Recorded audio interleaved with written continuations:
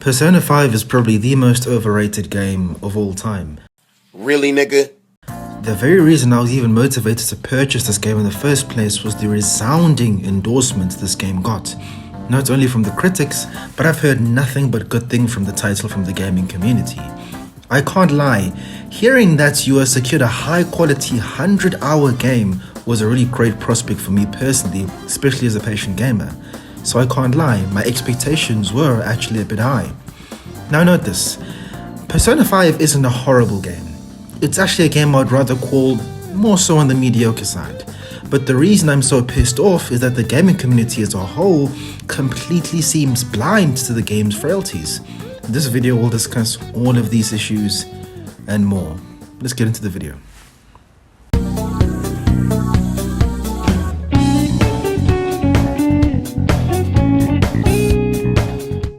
Before we even get into the areas where this game is messing up, bro, let's just have a look at the cover art, bro. Bro, I won't lie, this game looks like probably like the coolest thing out there. The art, the presentation, the way that this game is advertised looks amazing. But when you actually get to playing this game, we realize that couldn't be further from the truth. Bro, just consider somebody like Ruji, bro. Bro, Ruji in the actual game is a clown, goofy as hell. He's actually someone I would consider a cornball more than anything else, bro. They stay finessing us, bro. They stay finessing us. But I'll be honest, that was a bit petty. But let's start off with the positives of the game before I start to rip this game a new one. Let's go into the areas where the game really excels in.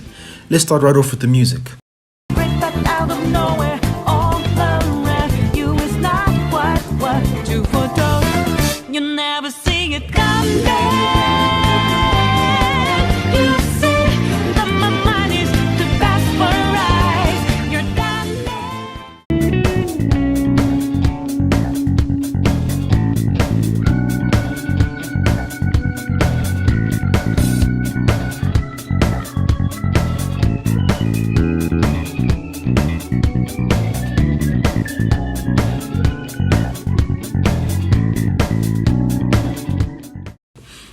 This is probably the strongest gaming soundtrack I've ever experienced in my life. Usually games will have 1, 2 or 3 songs that are very memorable and they stick with you forever. I think of the soundtrack in Assassin's Creed Odyssey, that main OST that plays in the menu screen, and the multiple other OST that plays. The God of War OST, really strong opening OST that's really legendary to this day. Persona 5 have tracks of this quality and magnitude in abundance. When you have a moment, go ahead and listen to Last Surprise, go ahead and listen to Layer Cake, and the many other classic soundtracks that this game actually really has. The songs are able to elevate this title to absolutely new heights. It is groovy as hell. Really good stuff. Now, flair and style aspects this game has absolutely no shortage of. This carries on to the style and execution of the game systems, the UI and overall presentation. Let's just have a look at the game's pause menu screen. Look at how much style and personality is implemented as you're moving through the different options you have in the menu screen. This passion and love is poured into every single aspect of its game. It's a creative and artistic masterpiece. From the character designs to the flashy and cool attacks of the combat. For a turn-based combat game, they definitely do well and try their absolute best to try and keep the combat interesting, flashy and entertaining. Pair this with great presentation with the music, Persona 5 makes a very strong first impression. Even when you finish the title, its style and creativity and the music will linger in your mind for ages, for sure. I really don't like this game, but I would be lying if I said that it wasn't really cool. Since it said it adopts some anime tropes, it's definitely adopts things that are from that community and from that overall style. They're able to make scenes and characters look awesome when they definitely do need to, and that's an aspect that anime genuinely does very well. While other shows and movies shy away from giving their characters glory and this type of stuff, Persona 5 and anime overall ensure to give their main characters and characters overall moments of glory, moments of cool, and to give them their due attention. So now, ladies and gentlemen, now that I've given Persona 5 its flowers, I've told you the good things about the game and it definitely respects and deserves merit on those aspects, it's time to get into the meat and bones of the issue. Persona 5 has plenty of fundamental issues that I'll break down right now.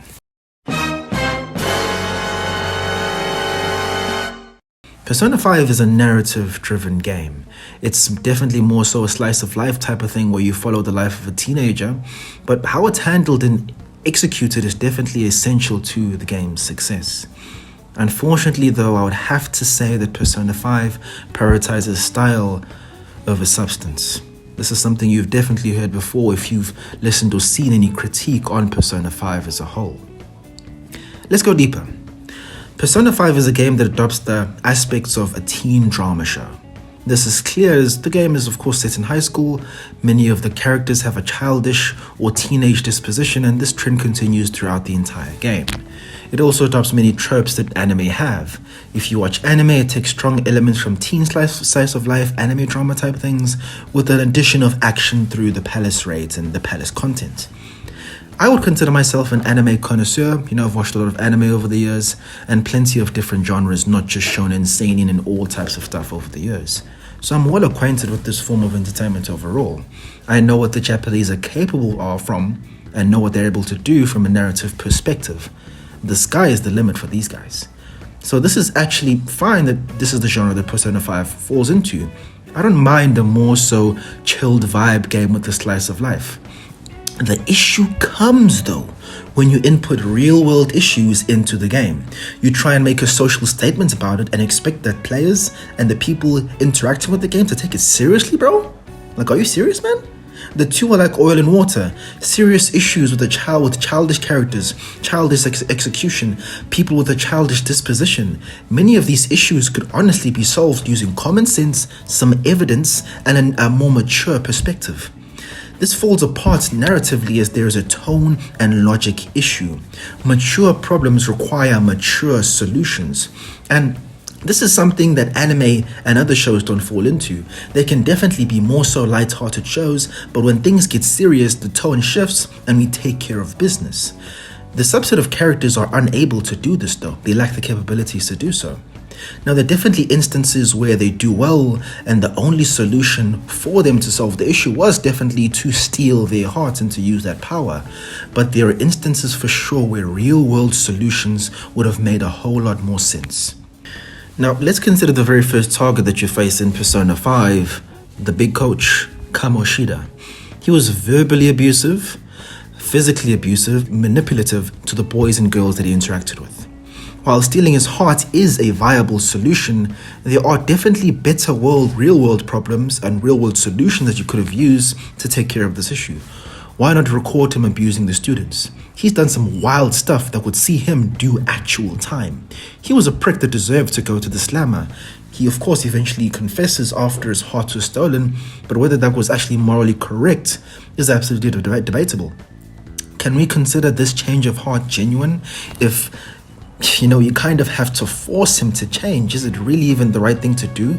Is it not better for him to suffer the consequences of the negative actions? Is it not better for him to come to that realization that what he did was wrong by himself? Now, regardless of that, this was an example of rationality as a tool being scarcely used by the team. Goofy is what I would use to describe how these kids operate. Goofy, they don't think maturely enough to deal with these issues that they're facing. They're ridiculously childish, even for teenagers. Now, this would be fine under normal circumstances, as the premise for many games and movies is usually ridiculous.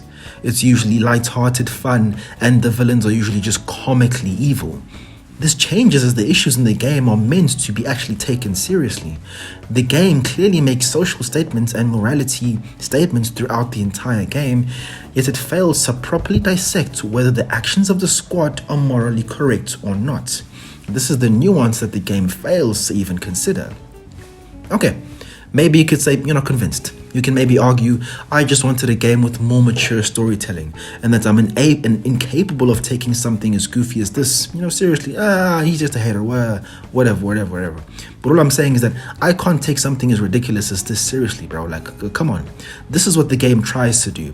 These issues and solutions are far more far-fetched and ridiculous in the confidant side stories.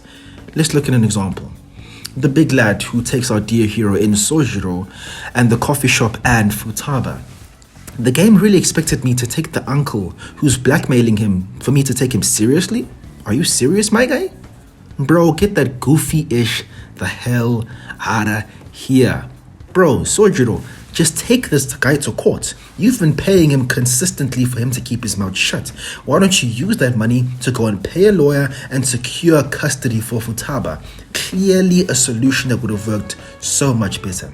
Clearly he's broke, so he will go down without a fight at all. He can't afford a lawyer, he's down bad. So what are we doing? It's things like this that makes it hard for me to take the game seriously, as they want these moments to pull at the heartstrings, but I'm like, bro, you're an adult. You're an old man, an experienced old man, with Spilion who's got life experience, who owns his own business, yet you lack the capabilities to think of a serious solution to solve this problem of somebody blackmailing you without actual evidence? Ridiculous, bro. This blackmailing tactic is actually used for a number of the Confidant storylines. Bro, just go to the damn police. Use another way, bro. Just stop this ridiculousness. This also doesn't help that the characters act like dumb fools regularly, particularly Ryuji and Morgana. Bro, I hope that bloody cat chokes on a furball and dies. Such an annoying character, and his little hissy fits that he throws when he leaves the team just makes him a much more annoying character. If we were to excuse these problems, the plot and the characters are still very mediocre. Nothing special at all. Your opponents are cliche, Saturday morning cartoon villains. That's what you're dealing with, what we're expecting to deal with over here. When I was younger, I always wondered, why would I support the bad guys in these movies or in these cartoon shows?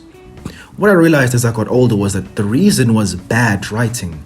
The bad guys were a lot more interesting than the good guys. They were more interesting characters overall, and honestly, the good guy who's winning, again, seems like a more boring conclusion, as in my personal opinion, the hero would be too stiff, too boring, and honestly, I sometimes feel that the hero didn't even deserve the victory at the end of the day, even though it was for the greater good. This is a situation such as Thanos. The difference is that Marvel well developed all their characters to be very interesting on their own. Even though Thanos was knocked out of the park, I was still very interested and supporting kind of both teams at the very same time. So let me ask you guys a question. Let me ask you guys a serious question. And this is something that you gamers and gamers who play quite a few games will understand and possibly be able to answer. Can you name any legendary narrative-driven games that have a mute protagonist, a silent protagonist? Think of them. Think of games such as Far Cry. Think of whatever game that has a silent protagonist.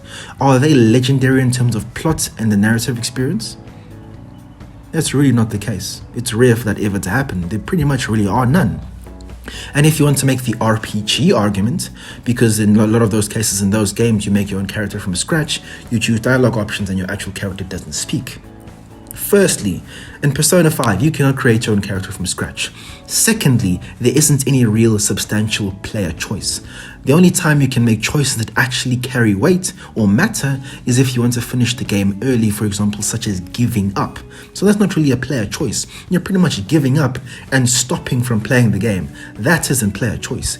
You cannot actually direct the story in a way that you want. You choosing to make a decision isn't going to make paths diverge, and your decisions are going to carry actual weight, and that's going to determine how characters deal with you and how the story overall ends. And the main character, the guy that you're playing as has absolutely no personality. There's nothing to him. There's nothing special to him. He's just a dude with glasses who's supposed to look cool and everybody likes him, but there really isn't anything special about the guy. Nothing about him. He just looks cool. Oh, Joker. And the thing is, you adding in your own dialogue options doesn't add to the story. He lacks personality. At least if he was a voiced protagonist, perhaps I would have a different disposition. Perhaps I would view it differently, but he's not a voiced protagonist. He is mute, and because of that, the entire plot is weaker. And because he is mute, he actually interacts with characters and the villains a lot less. He rarely ever speaks. Side characters such as Ryuji, Annie, and all these other characters talk a lot more than the main character himself. How am I supposed to grow attached to a story and to characters if the main character can't even speak, bro? The hell? Now, I'll be honest, there are some exceptions where there are some really interesting and strong characters that are actually somewhat interesting. The example is Sojiro, the coffee shop owner. Akechi, his switch and bait and switch is quite interesting, and his betrayal is pretty cool. Sai Nijima, the detective who's fighting against us, and Shido, the actual final villain, is quite interesting himself. I won't lie, what made this game also a bit worse was the pacing. The entire game was far too slowly paced. It was a slow, narratively, and the palace missions and the palace raids took a really long time to complete. So because of that, you weren't really engaged as much as you would with other games. There are some interesting puzzles here and there, and the visuals are always cool as they usually are, but from a narrative perspective, much is to be desired. The things that are happening and are not really that interesting from a narrative perspective. You can spend hours in the dungeon and not feel you're making any narrative progress. There are times where you see the evils of what this person is, but you already know that. If you're stealing his heart, you already know he's a bad person, and do we really care about their past? Not really, bro. It's not really, bro. It's not really that interesting. There isn't a sense of accomplishment after making significant progress in a palace. It feels more like a grind than anything else. So let's consider the gameplay then.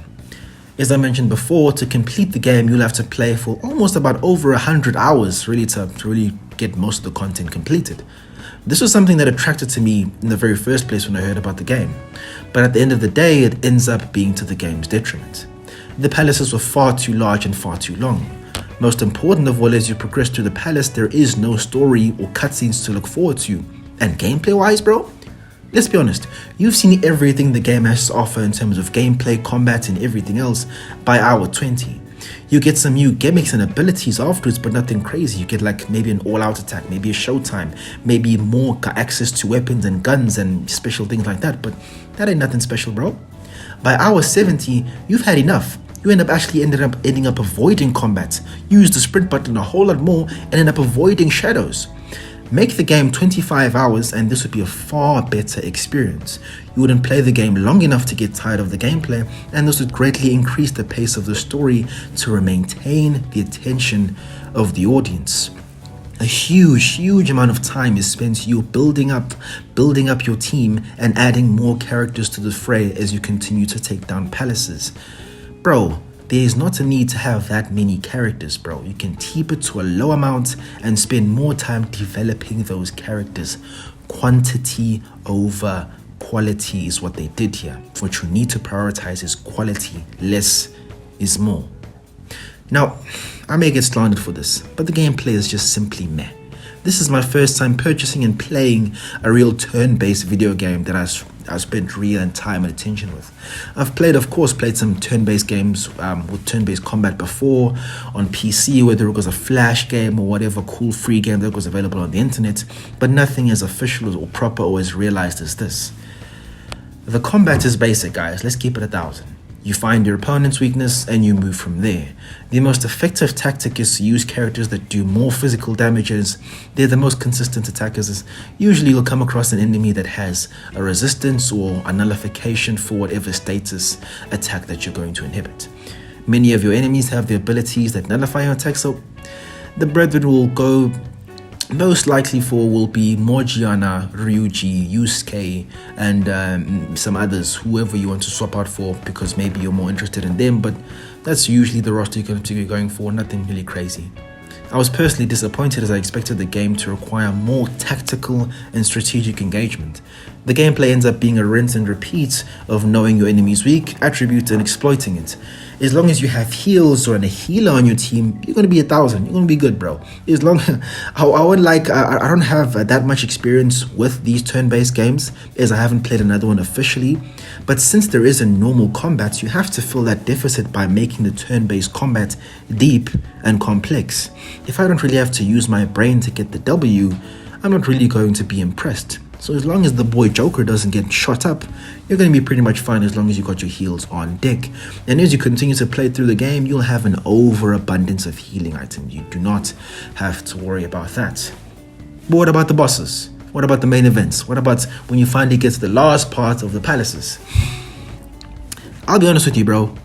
And I know I'm going to get hit in the comments for this. This is probably one of the worst bosses that I've ever had to experience in all of gaming. Bro, These boss fights are absolutely horrible. They definitely look cool, but fighting them is absolutely boring.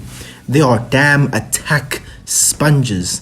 The tactics that you'd have used in regular combat do not work, as they pretty much nullify all status effects in comparison, bro. It literally ends up becoming a battle of attrition. Who's going to kill each other first? How much can the boss chip away at each other's health as you both heal up during the exchange? Who's gonna die first? That's pretty much how it is. And you hope that you do not get hit with a one-shot attack on Joker. And if you do get hit with the one-shot, you really hope and pray that it does not aim for Joker. Boring as hell. You will spend over 30 minutes slowly chipping away at their health. Bro. And it's so annoying, bro. It's so annoying. Why is it that the bosses have a one-shot attack? One-shot attack that can completely annihilate your main character. Bro, why? At least leave me on 5 health. At least leave me on very low health. Why does it have to one-shot me? And the very annoying and frustrating thing is that if that boss hits that attack on you, the entire mission fails and you have to start the battle from scratch. So back to the grind. You're starting all the way from scratch. You have to start the grind all over again, starting from day one. Oh, in the river. You have to grind again. You have to hope that it doesn't target you, and that's the only way you're gonna make it, bro. But I'll be honest with you, bro. As I said before, I don't have that much experience in turn-based games. So if this is honestly the best that the turn-based genre has to offer, I'm honestly disappointed. I'm very not impressed at all. If bosses, all they're going to be is just have high health and high hit points, that is not a good boss fight. I don't exactly know how they can make a boss fight very interesting, but if this is all they can honestly do to make it somewhat different from the normal fight you get into, a lot of work needs to be put into the genre. They definitely need to step their game up, because I'm thoroughly disappointed with that. So, what have we spoken about so far? The gameplay is mediocre. The story is mediocre, the characters are mediocre, the story fails to tackle real-world problems and make social statements. It in fact promotes vigilantism than anything else.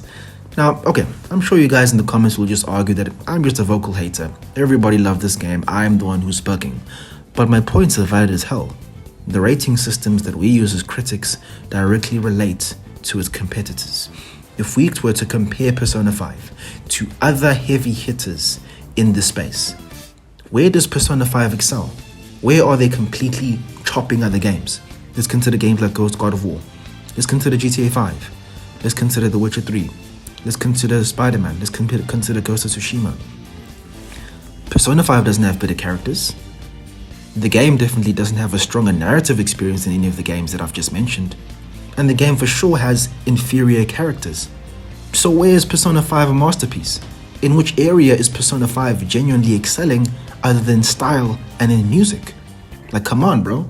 Like, while those aspects are very cool and very loved, those aren't necessary to have a masterpiece of a game. You could have no music and you could have a somewhat drier style, but as long as the writing, the story, and the plot are extremely engaging, everything else is a plus. It's the cherry on top. It's not the necessary ingredient or component that's needed to make a masterpiece of a game. We can even move on to something else. Let's talk about anime, because this game definitely takes anime tropes, and Persona 5 actually did have an anime that was released somewhat afterwards. If we're talking about the best anime, a good and popular anime that has good characters, Persona 5 have mediocre or middling characters at best. The Persona 5 roster are more like the OG characters in Naruto Shippuden, the fodder characters who got no real development in Shippuden. It's characters such as Kiba, such as Shino, such as those guys who, while they definitely could have been interesting characters, they weren't given enough development for them to become interesting. But the difference is, in Persona 5, those same characters got all the time in the world to become very interesting or engaging characters, but they were still what? Still trash. So, in conclusion, the sounds of it is Persona 5 isn't that great of a game. And this is just from the things that I've spoken about. And yeah, bro, I definitely do identify that these guys put a whole lot of passion into this title. It can't make up for the lack of substance in the entire experience. Persona 5 is a beautifully decorated porcelain vase, but the more that you look at it, you'll realize that it's hollow on the inside. Persona 5 for me gets a 5 out of 10, and I'm not scared to say that. My name is Explicit Sage, and I made that name for a reason. I said that because I'm going to keep it 1,000, no matter what it is. I'm going to be completely, bluntly honest, because I'm certain for sure that there are people who feel similarly about this game and have serious qualms with it, such as myself.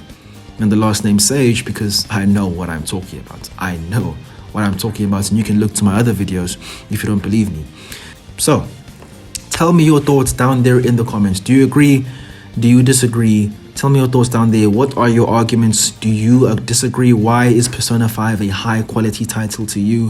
What aspects of it are extremely strong? Because I understand you loving a game. I understand you loving a game even if it's not the best game of all time or the best movie or the best song of all time. If you just have personal attachment to it and you like it, I completely understand. But for you to identify it as one of the best games of all time that have ever been released, go to Metacritic. Go ahead and have a look at how highly rated this game is. It's a Metacritic must play. It's a classic. It's shown to be a classic Japanese RPG, a classic Japanese anime game that you need to play. Even if you're somebody who doesn't watch anime, who doesn't follow anime, who's not interested in any of that, people will still recommend you to go ahead and pick up this game because it is a masterpiece no matter how you slice it. I'm saying otherwise. I'm saying no. I'm saying the game is mid. So tell me your thoughts down there in the comments. Let's have a dialogue. Let's have a debate. Tell me your thoughts down there in the comments, and I will be down there in the comments to talk about it. Bring your cases, bring your lawyers, bring up strong arguments, and be ready. Write your paragraphs if need be, because I will come back and I will talk to you guys and we'll have a discussion. Those are my thoughts on Persona 5. Like, comment, and subscribe, and thank you for your continued support, guys. Take it easy.